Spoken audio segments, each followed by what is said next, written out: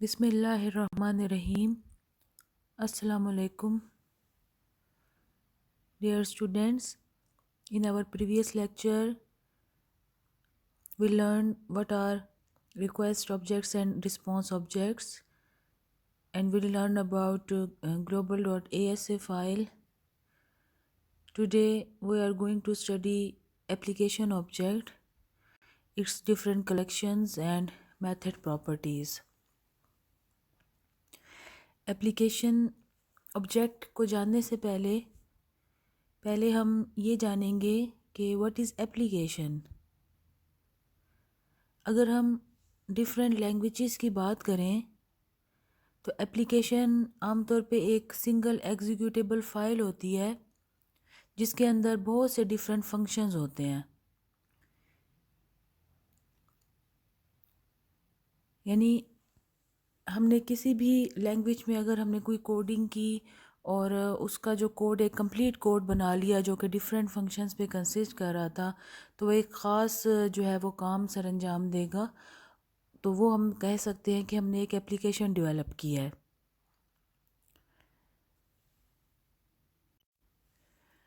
अगर हम web application की बात करते हैं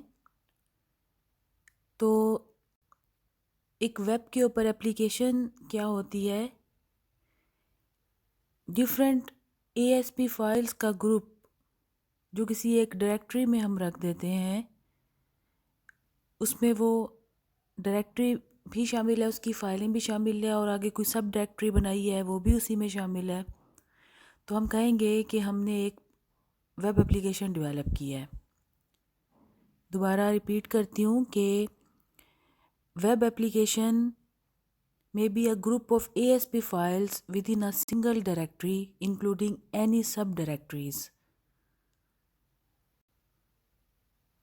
कि ग्रुप ऑफ ASP फाइल्स जो किसी डायरेक्टरी में रख देते हैं और उसके अंदर अगर हम कोई सब डायरेक्टरी बना रहे हैं तो वो भी उसमें इंक्लूडेड होगी, तो हम कहेंगे कि हमने एक वेब एप्लीकेशन डेवलप की है। तो ये जो ASP फाइल्स एक डायरेक्टरी के अंदर मेंटेन की जाती हैं, तो ये मिल के जो है कोई ख़ास टास्क परफॉर्म करवाना हो तो ये ख़ास एक टास्क परफॉर्म करती हैं, ख़ास पर्पस होता है इनका। तो हम एप्लीकेशन को इस तरह डिफ़ाइन करेंगे, a group of ASP files that work together to perform some purpose is called an application. यानी ASP फाइल्स का ग्रुप जो है जो कि मिल के एक ख़ास काम परफॉर्म करता है, तो इसको हम कहेंगे एप्लीकेशन। तो अगर एप्लीकेशन ऑब्जेक्ट की बात करें तो ASP में एप्लीकेशन ऑब्जेक्ट क्या है कि ये ASP फाइल्स को टाई अप करता है, यानी कि इन सब को मिला के जो है इनसे काम करवाता है, इनको लिंक अप करता है, इनकी यानी हर एप्लीकेशन की जो हमारी फ़ाइल पड़ी हुई है एप्लीकेशन वेब एप्लीकेशन के डायरेक्टरी में, उन फाइल्स को आपस में एक दूसरे के साथ इंफॉर्मेशन शेयर करवाता है। तो इससे क्या होगा कि जितने भी यूज़र्स जो वेब एप्लीकेशन को यूज़ कर रहे हैं यानी वेबसाइट को जो यूज़ कर रहे हैं, वो तमाम यूज़र्स जो हैं सेम इंफॉर्मेशन एक दूसरे के साथ शेयर करवा सकते हैं। यानी कि हम अगर कहना चाहें कि कितने यूज़र्स हम देखना चाहें कि इस वेबसाइट के ऊपर कितने यूज़र्स हैं, टोटल नंबर ऑफ़ यूज़र्स, तो ये हम एप्लीकेशन ऑब्जेक्ट के थ्रू काउंट करवा सकते हैं। तो इससे ये होगा कि बहुत सारी यूज़र्स की इंफॉर्मेशन जो है वो एक साथ जो है वो शेयर हो रही है, यूज़ हो रही है, आगे उसको अगर कोई देखना चाहता है तो वो देख सकता है। तो प्रॉपर वे में एप्लीकेशन ऑब्जेक्ट की डेफिनेशन हम देखते हैं कि application object is use to share application level information. ठीक है, पूरे यानी कि वेबसाइट के लेवल की जो इन्फॉर्मेशन होती है उसको जो है ये शेयर करवाने के लिए हेल्पफुल है। The development of an application required establishing a directory that is served by an internet information server, IIS server जो वेब सर्वर होता है। तो एप्लीकेशन ये इसके लिए क्या रिक्वायर है, एप्लीकेशन ये की डेवलपमेंट के लिए स्टैब्लिशिंग का डायरेक्टरी, जैसे कि अभी हमने जिक्र किया कि एक डायरेक्टरी होगी जिसके अंदर हमारी ASP फाइल्स होंगी और उसके अंदर कोई सब डायरेक्टरी भी हो सकती है, और उसको वेब सर्वर फिर यूज़ करता है। यहाँ पे कौन सा वेब सर्वर का नाम लिया हुआ है, internet information server. This directory contains the source code for the application. ठीक है, कि जो भी मतलब कोडिंग हुई हुई है हर ASP फाइल की, ASP पेज की, तो वो इसके अंदर मेंटेन हुई हुई होती है। Each application can have a single global dot ASA file. तो ये हमने जब ग्लोबल डॉट ASA फाइल पढ़ी थी तो उसमें भी जिक्र किया था कि हर एप्लीकेशन यानी हर वेब एप्लीकेशन में जो है सिर्फ उसके लिए एक ग्लोबल डॉट ASA फाइल होती है। The application object can be used to maintain the application. For example, it can be used to count the number of users who have visited the website. ये मैंने भी आपको example भी बताई है कि अगर हम कितने यूज़र्स इस वेबसाइट पे हैं वो देखना चाहते हैं तो उसके लिए एप्लीकेशन ऑब्जेक्ट जो है वो यूज़ होगा। An application variable can be use to store the count of visitors. The application variables are accessible in all web pages of the website. अब all web pages किस तरह से कि जैसे लेट्स से मैं किसी वेब पेज को open कर रही हूँ, ऑनलाइन शॉपिंग की वेबसाइट्स आपने देखी होंगी। आपको कोई ड्रेस पसंद आता है तो उस ड्रेस को अगर आप ऑर्डर करने लगते हैं तो आपको इस तरह का मैसेज आता है कि नॉट अवेलेबल। तो ये नॉट अवेलेबल की जो काउंटिंग है, लेट से उनके पास कोई 10 ड्रेसेस अगर पड़े हुए थे और 10 के 10 जो हैं वो अब यूज़ हो चुकी हैं। जब हमारी बारी आई, हम लोगों ने उसको परचेज़ करने का सोचा तो वो सारे के सारे सेल हो चुके थे, तो अवेलेबिलिटी उनकी ज़ीरो थी। तो वो ये जो काउंटिंग थी कि 10 से लेके ज़ीरो पर लेकर आना, तो ये सारी काउंटिंग मेंटेन हो रही है एप्लीकेशन ऑब्जेक्ट के थ्रू। ये आपको मैंने एक छोटी सी एग्जांपल दी है इसकी। तो कोई भी यूज़र जो है वो काउंटिंग देख सकता है किसी भी आइटम की कि इस वक्त वो कितने आइटम्स उसके पड़े हुए हैं और या अवेलेबल हैं या नहीं है। ये भी सारी मेंटेनेंस जो है वो एप्लीकेशन ऑब्जेक्ट के थ्रू होती है। तो एप्लीकेशन ऑब्जेक्ट के थ्रू हम वेरिएबल्स स्टोर करवाते हैं, वेरिएबल्स क्रिएट करवाते हैं। किसी भी पेज से हम वेरिएबल्स को एक्सेस करवा सकते हैं। तो किस तरह से वेरिएबल हम क्रिएट कराते हैं, तो मैं आपको एक छोटी सी एग्जांपल दिखाती हूँ। ये अगर आप देखें कि एप्लीकेशन ऑब्जेक्ट का यूज़ करते हुए हमने एक वेरिएबल जो है जिसका नाम हम यूज़र आईडी रख रहे हैं, तो अगर वो क्रिएट करते हैं और साथ ही साथ इसको कोई वैल्यू असाइन करना चाहते हैं तो हम इस तरीके से हम क्रिएट भी कर सकते हैं और वैल्यू भी असाइन कर सकते हैं। एप्लीकेशन ब्रैकेट में जो भी वेरिएबल आप क्रिएट कर रहे हैं और आगे जो वैल्यू असाइन कर रहे हैं, जैसे कि यहाँ पे मैंने 4th ईयर 001 का यूज़र आईडी जो है वैल्यू उसको असाइन कर दी है। इसके अलावा आप वैल्यूज़ असाइन करने के लिए एप्लीकेशन ऑब्जेक्ट की कंटेंट्स कलेक्शन भी यूज़ कर सकते हैं। अभी हम कलेक्शंस के बारे में पढ़ते हैं तो मैं आपको बताती हूँ कंटेंट्स कलेक्शन के बारे में। तो ये एप्लीकेशन ऑब्जेक्ट की कलेक्शंस हैं जिनमें सबसे इम्पोर्टेंट कंटेंट्स कलेक्शन है। It contains all items added to the application through script commands. यानी जो भी हमने एप्लीकेशन में जो जो आइटम्स या जो जो वेरिएबल्स अगर हमने क्रिएट किए हुए हैं, जैसे कि अभी मैंने आपको प्रीवियस एग्जांपल में दिखाया है, एक वेरिएबल हमने क्रिएट किया था। इस तरह के हमने अगर और भी वेरिएबल्स क्रिएट किए हुए हैं तो ये सारे कंटेंट्स जो हैं ये कंटेंट्स कलेक्शन के अंदर आ जाते हैं। और इसी कंटेंट कलेक्शन के थ्रू हम उनको अगर डिस्प्ले करवाना चाहते हैं, देखना चाहते हैं, तो हम देख भी सकते हैं। इसके अलावा कंटेंट्स कलेक्शन से आप क्रिएट भी करवा सकते हैं, जैसे कि ये मैं आपको दिखाती हूँ। ये देखें, दूसरी एग्जांपल में मैंने किस तरह से एप्लीकेशन डॉट कंटेंट्स इसकी कलेक्शन साथ दे के और मैंने वेरिएबल जो है क्रिएट किया और उसमें वैल्यू असाइन की। पहले जो मैंने एग्जांपल दिखाई थी उसमें कंटेंट्स के बगैर मैंने वैल्यू असाइन की थी, लेकिन हम इस तरीके से भी कर सकते हैं, एप्लीकेशन डॉट कंटेंट्स करके और ब्रैकेट में वेरिएबल और उसको वैल्यू असाइन कर सकते हैं। ये दोनों तरीके हैं। तो कंटेंट्स कलेक्शन जो है हम वेरिएबल को ऐड करवाने के लिए भी, क्रिएट करवाने के लिए भी, और साथ ही साथ अगर हम डिस्प्ले करवाना चाहते हैं तो डिस्प्ले कराने के लिए भी हम इसी कलेक्शन का यूज़ करेंगे। तो हम ये डिस्प्ले की अभी एग्जांपल देखते हैं। तो ये देखिए यहाँ पे एग्जांपल है, following example will display all items in this collection. यानी इस कलेक्शन में जितने भी आइटम्स हैं तो तमाम कलेक्शन के तमाम आइटम्स को देखने के लिए हम काउंट मेथड यूज़ करेंगे कि जितने भी आइटम्स हैं, यानी फॉर लूप यूज़ हो रही है for C equal to 1 to application dot contents dot count, यानी जितने भी कॉन्टेंट्स के आइटम्स हैं वहाँ तक लूप चले। तो सी सबसे पहले 1 है, तो हम रिस्पॉन्स डॉट राइट, आपको पता है कि डिस्प्ले करवाने के लिए हम यूज़ करते हैं रिस्पॉन्स का मेथड।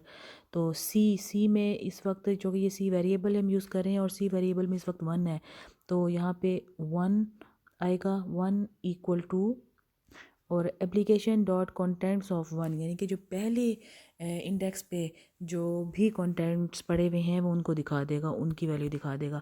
उसके बाद सी की वैल्यू 2 हो जाएगी, और अगर हमारे काउंट में 2 तक ही है काउंट, यानी उसके कंटेंट्स 2 तक ही आइटम्स पड़े हुए हैं उसमें, तो अभी भी ये लूप जो है वो ट्रू जो है वो रिज़ल्ट आएगा उसका। ट्रू के केस में सी की वैल्यू 2 हो जाएगी, यानी 1 के साथ फिर 2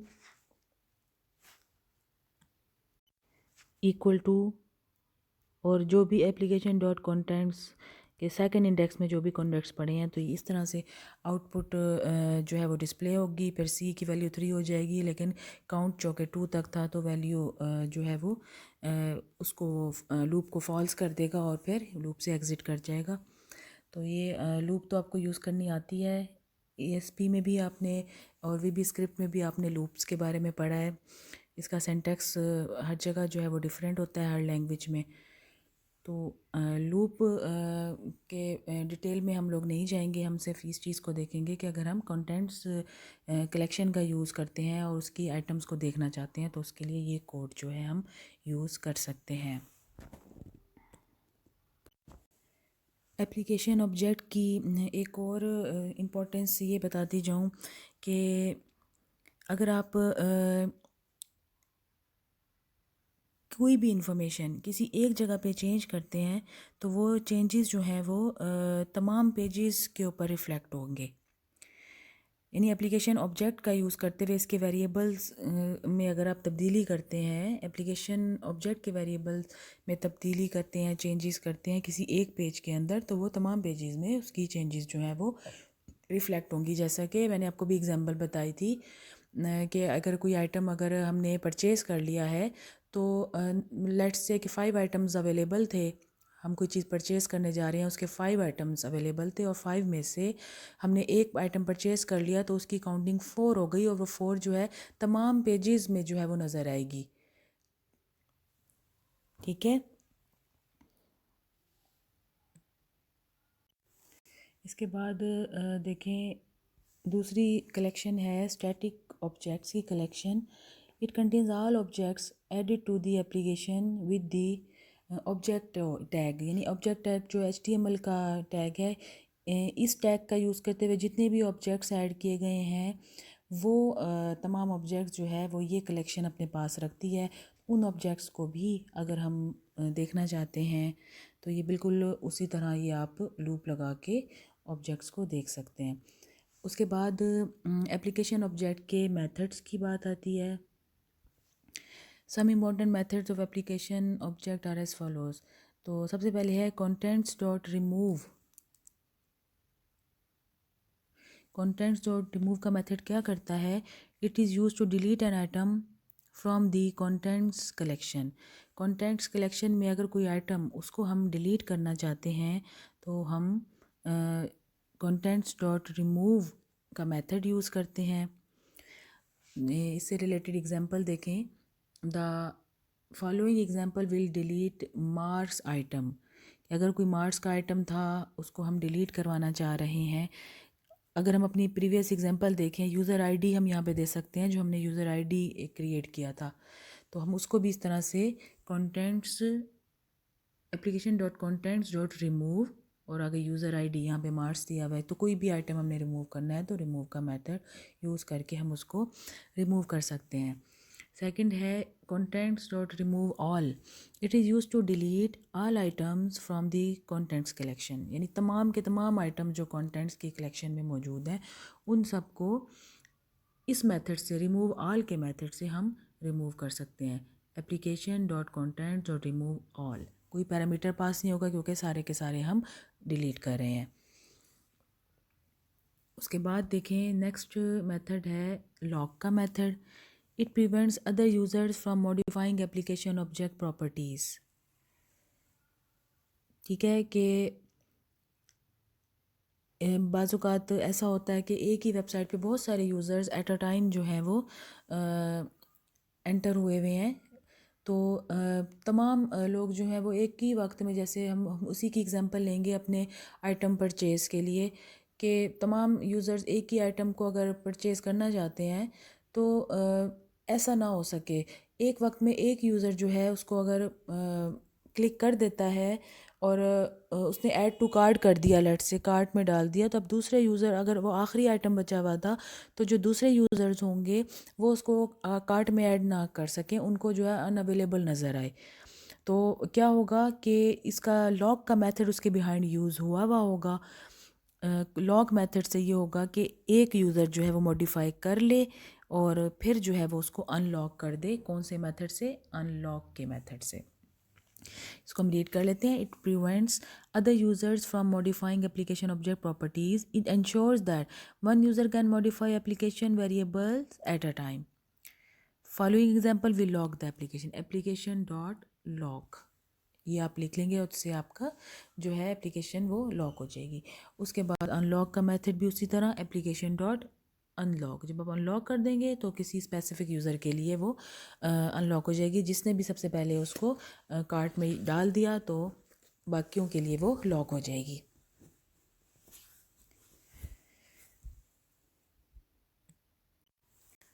नेक्स्ट इवेंट्स की बात आती है। एप्लीकेशन ऑब्जेक्ट के events. Some important events of application object are as follows. हमने इनके बारे में पढ़ा भी था पहले पिछले लेक्चर में जब हमने ग्लोबल डॉट ASA फाइल के बारे में पढ़ा था। तो एप्लीकेशन ऑन स्टार्ट इवेंट ये क्या है? It occurs when the first user axes any part of the application, यानी फर्स्ट यूज़र कॉल करता है ASP एप्लीकेशन के फर्स्ट पेज को। यानी हमने इसकी डिस्कशन की थी कि जब अभी एप्लीकेशन और स्टार्ट इवेंट के अगेंस्ट हम कोई कोड देना चाहते हैं तो फिर हम वो भी दे सकते हैं कि पहला यूज़र जब भी पहला पेज ओपन करता है किसी वेब पेज का तो ये ऑन स्टार्ट का इवेंट जो है वो अकर होता है। तो हम फर्दर इसके against coding global dot ASA के अंदर कर सकते हैं। तो यहाँ पे आप समझ लें कि ये अगर आप एग्जांपल देखें कि एप्लीकेशन ऑन स्टार्ट के अगेंस्ट हमने ग्लोबल डॉट ASA में देखा था कि ये इस कोड के बाद एंड सब कर रहे थे और अंदर मैंने आपसे कहा था कोई भी कोड आप दे सकते हैं। तो यहाँ पे इन्होंने कोड दिया हुआ है कि विजिटर्स की वैल्यूज़ को ज़ीरो कर देना, यानी कि अभी जैसे इवेंट स्टार्ट हुआ है तो अभी पहला यूज़र भी एंटर हो रहा है तो अभी विज़िटर्स की वैल्यू को इनिशियली जो है वो ज़ीरो कर दिया। अब विज़िटर्स आते जाएंगे तो फिर हम आगे विज़िटर्स की वैल्यू में इंक्रीमेंट जो है वो करवाते जाएंगे। दूसरा ऑन एंड इवेंट कब होता है? जब आखिरी यूज़र ने आखिरी सेशन एंड कर दिया हो, यानी जब एप्लीकेशन जो है वो एंड कर रही हो या एप्लीकेशन स्टॉप कर रही हो, यानी वेबसाइट जो है वो क्लोज़ की जा रही हो, सारे यूज़र ने उसको क्लोज़ कर दिया हो, आखिरी जो यूज़र बचा उसने भी क्लोज़ कर दिया हो, तो इसके अगेंस्ट हम जो है वो भी कोई कोडिंग अगर करवाना चाहें तो करवा सकते हैं। तो यहाँ पे इन्होंने इवेंट ऑन स्टार्ट एंड सब इसके अगेंस्ट कोड जो है वो क्या लिखा हुआ है? एप्लीकेशन टोटल, यानी इसके टोटल कोई वेरिएबल है जिसके अंदर उसमें टोटल विजिटर्स कितने हो गए वो जो है डाला जा रहा है, असाइन किया जा रहा है। यानी जितने विजिटर्स आ गए होंगे इस वेबसाइट पे उनकी जो तादाद है वो हम टोटल के अंदर डाल रहे हैं। तो क्लास ये एप्लीकेशन ऑब्जेक्ट जो है वो इतना ही था। तो इससे रिलेटेड आगे जो है वो एक एग्जांपल आ रही है, ये देखें प्रैक्टिस 18.4। उसमें वो ये कह रहे हैं कि नोटपैड ओपन करें और ये कोड लिखें। स्क्रिप्ट टैग के अंदर लिखा है तो इसका मतलब है कि ये हमारी ASP फाइल होगी। स्क्रिप्ट के ओपनिंग और क्लोजिंग के अगेंस्ट लैंग्वेज VB स्क्रिप्ट आपने दी, रन एट सर्वर। उसके बाद सब प्रोसीजर आपने सब रूटीन स्टार्ट की, एप्लीकेशन ऑन स्टार्ट। और यहाँ पे आप एप्लीकेशन का इन्फो वेरिएबल में IT सीरीज़ असाइन कर रहे हैं। इतना काम आपने किया इस फाइल के अंदर। इस फाइल को सेव कर दें एज global.as से। और ये हमने डिस्कस किया था कि जो कि ये रूट डायरेक्टरी में होता है तो यहाँ से अपने पाथ जो है www रूट डायरेक्टरी चूज़ करना होगा। उसके बाद वो कह रहे हैं open a new file in notepad and type the following code. ये आपकी HTML फाइल है, आपने ये कोड लिखा, उसके बॉडी टैग में आपने ये कोड लिखा रिस्पॉन्स डॉट राइट। और यानी इसकी एप्लीकेशन डॉट इन्फो में जो वैल्यू डलवाई थी IT सीरीज़, वो आप उसको वेब पेज के ऊपर डिस्प्ले करवाना चाह रहे हैं। तो इन्फो के अंदर एप्लीकेशन के इन्फो वेरिएबल में IT सीरीज़ था। तो IT सीरीज़ आप देखेंगे जब इसको सेव करेंगे इस फाइल को और जब रन करेंगे तो आप देखेंगे इंटरनेट एक्सप्लोरर में आपकी आउटपुट जो है वो IT सीरीज़ जो है वो डिस्प्ले हुई हुई होगी। ठीक है, how it works. The above practice uses application on start event of global.as file. The statement application info equal to IT series creates an application variable info. The file test global.asp displays the value of this application variable in the browser. ठीक है ना, यानी ये हमारी जो दूसरी file थी उसका नाम इन्होंने क्या रखा था, टेस्ट ग्लोबल डॉट ASP। तो ये हमने एप्लीकेशन ऑब्जेक्ट अपना कंप्लीट कर लिया आज। इसको आप दोबारा से रीड कीजिएगा, अंडरस्टैंड कीजिएगा। कुछ समझ नहीं आए तो मुझसे पूछिएगा। तो इंशाल्लाह नेक्स्ट लेक्चर में हम फिर सेशन ऑब्जेक्ट को पढ़ेंगे। तब तक के लिए अल्लाह हाफिज़।